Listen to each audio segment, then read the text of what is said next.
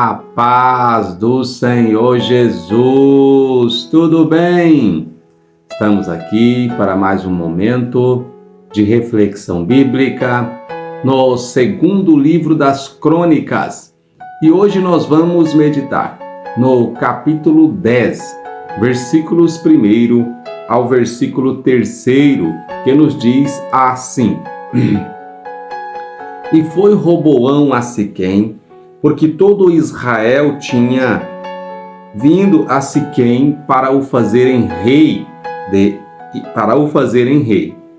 Sucedeu, pois, que, ouvindo-o Jeroboão, filho de Nebate, o qual estava no Egito, para onde fugira da presença do rei Salomão, voltou do Egito, porque enviaram a ele e o chamaram. E veio, pois, Jeroboão com todo Israel e falaram a Roboão, dizendo, versículo 4, Teu pai fez duro nosso jugo, alivia tu, pois, a dura servidão de teu pai e o pesado jugo que nos tinha imposto, e servir-te-emos. Versículo 5, E ele lhe disse, Daqui a 3 dias tornai a mim. E o povo se foi.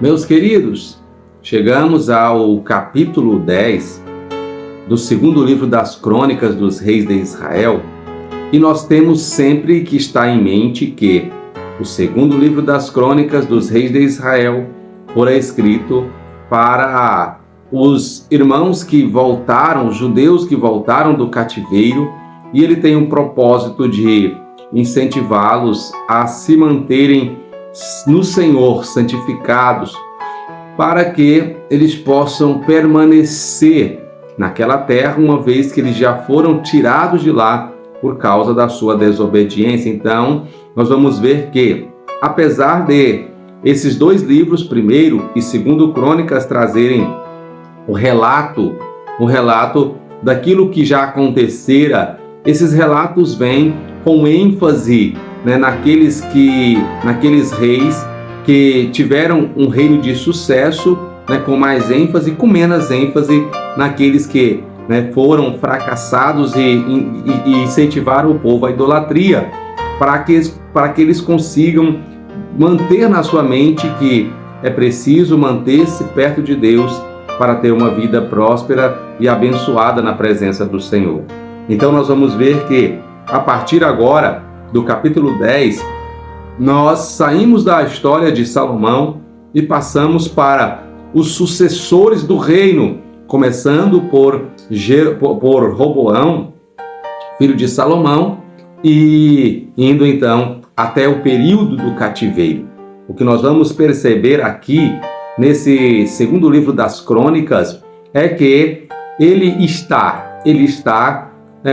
voltado para os reinos que pertencem a Judá, ou seja, o reino que é da parte que ficou na raiz de Davi. Logo, nós vamos ver que, para entendermos os outros reis, nós precisaremos de estar sempre focados nos livros dos reis, primeiro ou segundo reis, tá bom? Assim nós vamos prosseguindo. Pois bem, aqui nós temos então o princípio do reinado de Roboão, enquanto que Salomão ocupou 9 capítulos deste livro para contar aqui a sua história. Nós vamos perceber que Roboão ocupa 4 capítulos. Nesse primeiro capítulo, voltado para o reino de Roboão, nós vamos ver o conhecidíssimo fato que acontece com ele no princípio do seu reinado. Quando o povo de Israel vem para coroá-lo rei sobre eles, eles já trazem para ele o primeiro problema do seu reinado. Qual era o problema do seu reinado? Era a dura servidão que o seu pai Salomão havia imposto sobre o povo. Olha, quando eles chegam ali, a Bíblia vai nos revelar aqui que eles chegam e dizem: olha, nós temos um problema, você é o novo rei, resolva esse problema. Nós não queremos mais ficar sob esse pesado jugo que o seu pai Salomão colocou sobre as nossas vidas. Então Roboão, como os irmãos sabem, ele pede então um prazo de 3 dias, e dentro desse intervalo de dias, ele sabiamente vai pedir conselhos. Primeiro, a Bíblia diz que ele pede conselho aos anciãos, aqueles que assessoraram o seu pai. Ele pede conselhos para aqueles que deram assessoria para o seu pai. E então, em seguida, ele pede assessoria para aqueles que eram, da sua turma, que cresceu consigo, que tinha aí mais intimidade, convivência com ele. A Bíblia vai nos revelar que o conselho dos mais velhos, aqueles que andaram com Salomão, era que ele de fato deveria ouvir o povo. Se ele ouvisse o povo estaria com ele, e ele então seria bem sucedido no seu governo. Pois bem, qual foi o conselho dos jovens? Os jovens que cresceram com Salomão disseram: não, você não pode ser um frouxo, você não pode amolecer, você tem que ser firme com esse povo, senão você não vai governar. Você tem que ser pulso forte, você tem que ser firme. E então a Bíblia diz que ele deixa o conselho dos anciãos, daqueles que estavam com Salomão, o sábio, o homem mais sábio. A Bíblia declara que não houve ninguém mais sábio como Salomão, porque ele pediu sabedoria ao Senhor. Então ele vai ouvir aqueles jovens, porque os jovens, eles são de natureza assim.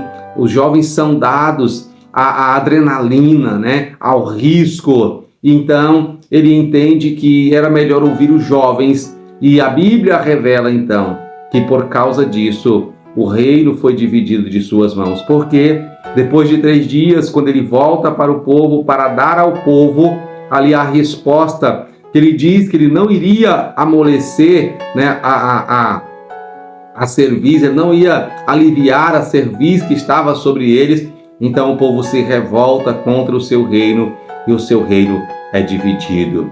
Então, meus queridos, nós vamos perceber que todos nós estamos cercados de pessoas que podem ser ou não, alguém que vá nos ajudar a fazer aquilo que nós queremos. Nós temos diversas oportunidades, e nós temos que saber escolher qual delas vai favorecer as nossas vidas. O que nós vemos aqui é que Roboão, o filho de Salomão, o filho do homem sábio, ele faz uma decisão, ele toma, recebe um conselho tolo, e ele opta por escolher, decidir conforme aquele conselho. Ei, eu sei que ao seu redor tem pessoas que lhe incentivam, tanto a fazer o bem quanto a fazer o mal. Às vezes, quando você recebe um conselho que parece correto, mas talvez o final dele é, como diz a Bíblia, é morte. Então você tem que escolher aquilo que vai produzir vida, aquilo que vai produzir esperança. E esta foi a falha que houve em Roboão. Roboão, ele escolheu fazer aquilo que iria maltratar o povo no seu reinado. E isso fez com que este conselho que ele recebeu fazesse com que o seu reino fosse dividido. Então ele perdeu a maior parte do reino. Observem só, a Bíblia diz que eram 12 tribos de Israel, e ele fica apenas com uma tribo, a tribo de Judá. Por quê? Porque ele tomou uma decisão tola, baseando-se nos conselhos daqueles jovens que estavam na euforia, e então ele perdeu o seu governo. Meus queridos, nós não podemos tomar decisões baseadas na euforia. Nós não podemos tomar decisões baseadas naquilo que vai fortalecer o nosso ego. Nós temos que tomar as nossas decisões pautadas naquilo que vai ser agradável ao Senhor. Nós precisamos buscar a cada dia a direção divina. Por que é que este homem, ele não busca no Senhor? Por que é que ele busca nos homens e o Senhor não é consultado para saber o que ele deveria responder ao povo para que ele sustentasse o seu governo? Mas quando nós não sabemos o lugar correto de buscar a direção para as nossas decisões, nós somos motivados a tomar falhas decisões. Que o Senhor nos ajude a sempre termos a paciência e a sabedoria de buscar nele a direção para todas as nossas decisões, para que, assim como Roboão, nós não venhamos amargar uma perca terrível como esta e assim ver a história de Israel ser marcada por essa tremenda decisão que leva para o fracasso do seu governo. Deus abençoe você, Deus abençoe a sua casa, Deus abençoe a sua família e que em nome do Senhor Jesus você sempre receba da parte de Deus conselhos que façam com que os seus projetos sejam bem-sucedidos e a sua vida permaneça na presença de Deus. Obrigado pela companhia, continue nos acompanhando e eu aguardo você no nosso próximo momento de reflexão bíblica. Até lá!